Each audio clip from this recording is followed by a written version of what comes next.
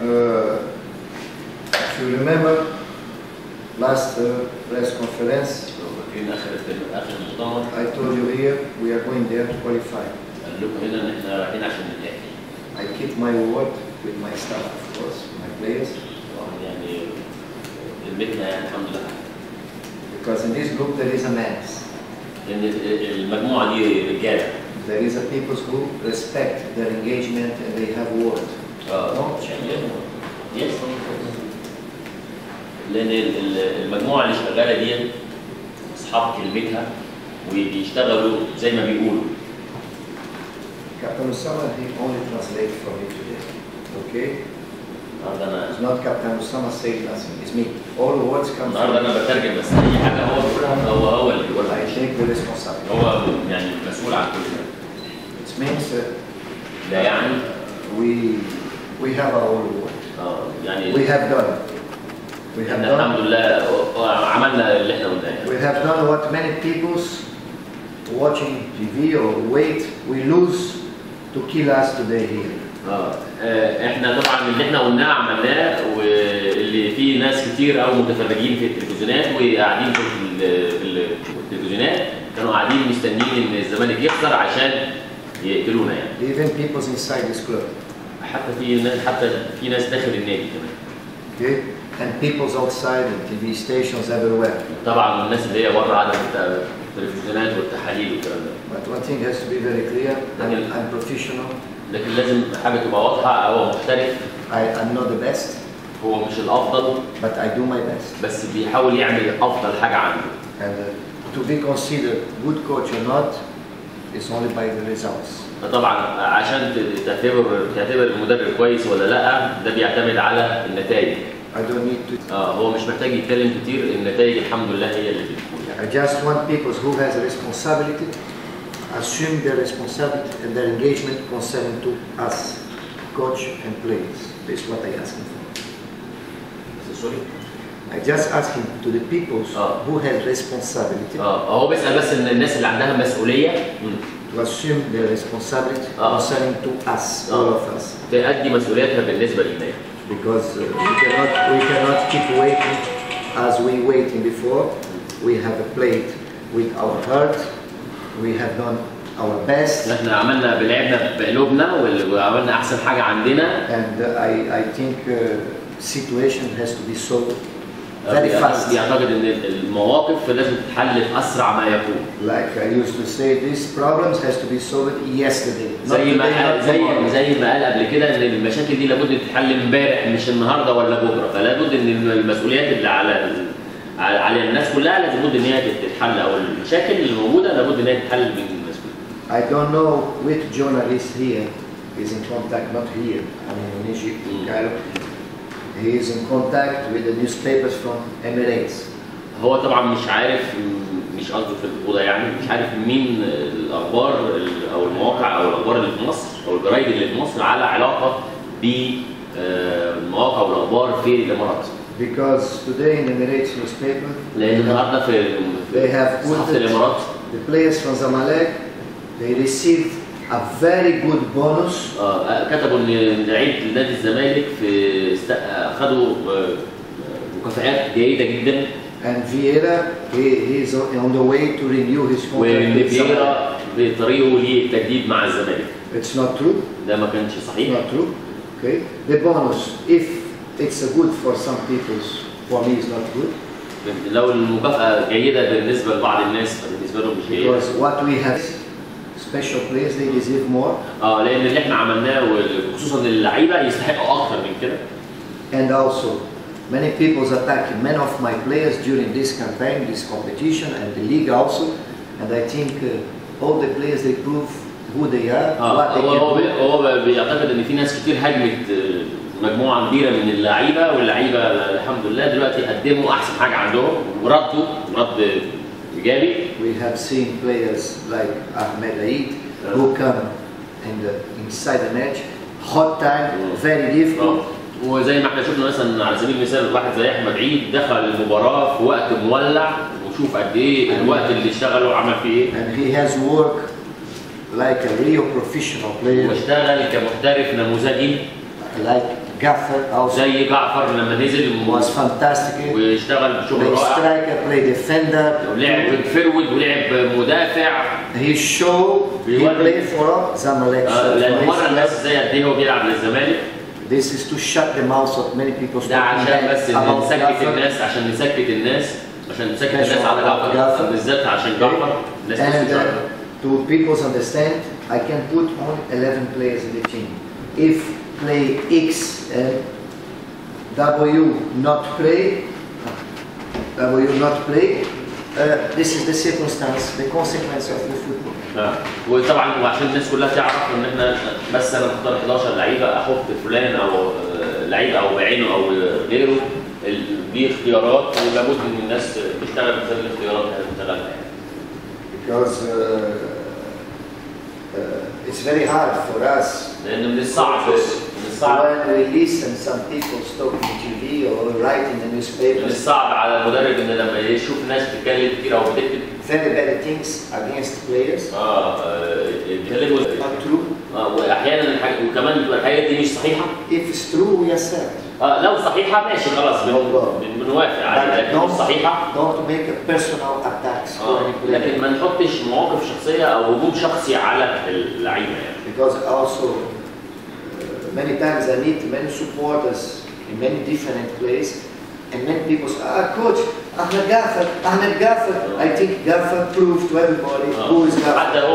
حتى هو بيشوف الناس او بيقابل ناس حتى جماهير ثانيه من انديه ثانيه بيتكلموا على جعفر، فهو بيعتقد ان جعفر عرض وقدم حاجه كويسه عنه.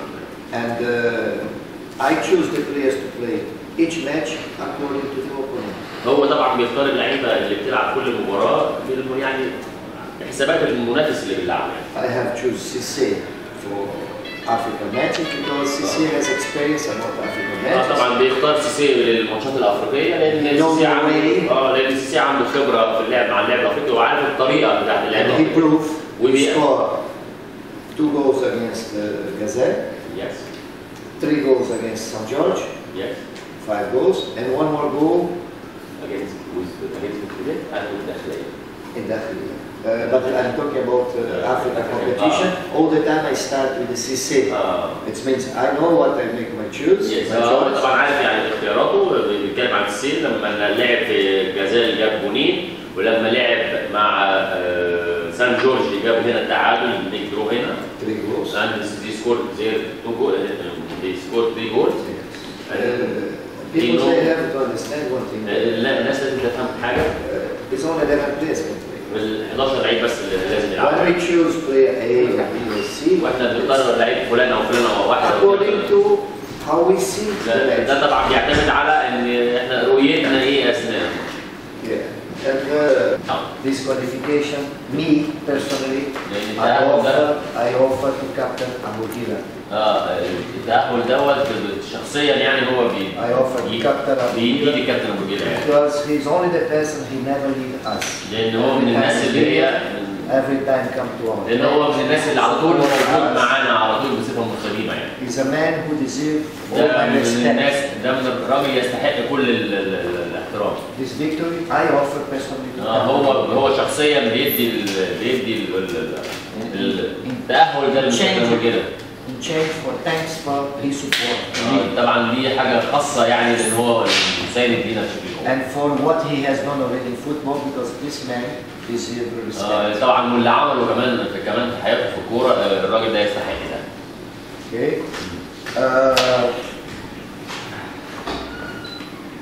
About what we expect to talk about money. بالنسبه للكلام. It's true. There is a problem. طبعا صحيح. The club has to find a solution. النادي لابد ان هو يدور على حل. To the players to be paid. على حل ان هو يدفع مدفوعات اللعيبه. Because until now the players they have made a full contract concerned about their obligations in the field. لان لحد دلوقتي اللعيبه بتعمل اقصى حاجه عندها داخل الملعب. And one more thing. We make a meeting here once a week. احنا بنعمل هنا اجتماع دوري كل اسبوع. I will not accept more every day when I come out, come to me to ask me more questions. ask a question. Don't ask me any more questions. وهو بعد كده مش هيوافق على ان هو احنا نعمل اسبوعيا من الاجتماع، مش هيوافق بعد كده ان هو كله وهو داخل بتساله سؤال، فهو احنا اي سؤال اساله هنا. Please. We have a good relation. احنا عندنا علاقات كويسه مع بعض. I cannot be approached every time when I leave. And now I have two preoccupations when I come to Zamalek. When I come in, when I go out. هو عنده يعني two preoccupations. People's waiting for me in the door. People's waiting for me in the door. When I go out, when I go in. حالتين يعني، لا الناس مستنيه وهو خارج من الباب، الناس مستنيه برضه وهو خارج من الباب. هو داخل الباب وهو خارج. I organize everything. هو بينظم كل شيء. هو you don't need to ask him more questions outside. فلان. You see, you know. You don't know. Wait for next day to know. We have our manager. Any questions, come to Mr. Hamada. Mr. Hamada, this. Hamada, I don't know. I ask the coach. Hamada, come ask me. I pass to Hamada. Ask Coach Usama. No problem. اي حاجه بتحصل يعني تسالوا كابتن حماده. كابتن حماده مش عارفها هنسال الكوتش، انا مش عارفها هسال الكوتش. بعدين انا هنعمل ايه؟ which program? I don't know. But it's some. Only to explain. I don't know exactly the name of the person. I don't want to mention the name because I'm not sure. Yes. But somebody who say he was a manager of Amr Zaki. واحد قال ان هو كان المدير بتاع عمرو زكي. He say on ITV, and I have a proof that it's not on me.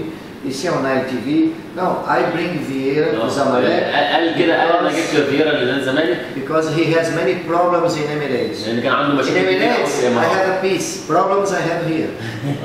في الامارات هو عنده سلام، لكن المشاكل هنا. And he will not bring it. He lied. طبعا هو ما جابوش لنا ولا حاجه، كذاب.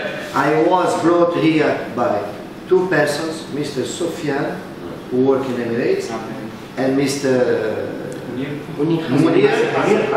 Munir, but I never see Munir in my life. It was Sufyan who told me about Munir. Munir is not my manager, okay? But I came here via these two persons. فهو جه هنا عن طريق سفيان اللي هو اصلا مدير في الامارات. But both of them they are not my managers. لكن الاثنين طبعا مدير حسن على اعتبار ان هو يعرف سفيان ده، لكن الاثنين اصلا مش مديرينه يعني. They are brokers because there is a difference between managers and brokers. You know. Yes. You can explain together. يعني في فرق بين مدير اعمال واحد وسيط في صفقه انتقال للنادي. الاثنين سفيان عند مدير حسن وسطاء لكن مش مدير. My manager, his name. ما تعرفش اسمه. I don't know if the manager now or if the manager before. هو مش عارف المدير دلوقتي ولا المدير قبل كده. And I have a proof because a friend of mine record the interview in TV. Before match Sanjor before and the match day, 2 times. He went day before match and the match day. Match day, he was there during the match. During the match? Yeah. Okay. وقبل الماتش during the match or after match, I don't know because I don't know. But he was in ITV. During the match or no, because match not transmitted. Yes. Okay, but he was there to make the comments. Sorry. No, it wasn't. It was by telephone. I'm sorry. تونسي يا كابتن؟ تونسي؟ الشخص ده تونسي ولا مصري؟ Egyptian. مصري. Egyptian. And he said, I was a manager of Amr Zaki. The guy in اللي قال ده كان مدير عمرو زكي. ما كانش or before. زي ما شايفين اداء الفرقه كويس رائع. 16 matches. It's not easy to do. 12 ماتش مش سهل. 10 في الدوري 6 We hope we can continue إن شاء الله. بنأمل إن احنا نكمل إن شاء الله. And you have inside the dressing rooms, our dressing room, the players' dressing room, serious people who know what they want. لو انتوا تشوفوا داخل اوضه اللبس وضيفنا واللعيبه قد ايه جادين في الشغل. And people who knows how to defend their name, their reputation. لعيبه قد ايه تعرف تدافع عن اساميها وعن ناديها. They have proof already. وطبعا هم قدموا. I think We cannot change our way because we are serious. اعتقد ان احنا مش هنقدر نغير طريقتنا لان احنا طريقتنا هي الجديه يعني. But we have a right to ask for our rights. لكن طبعا عندنا حقوق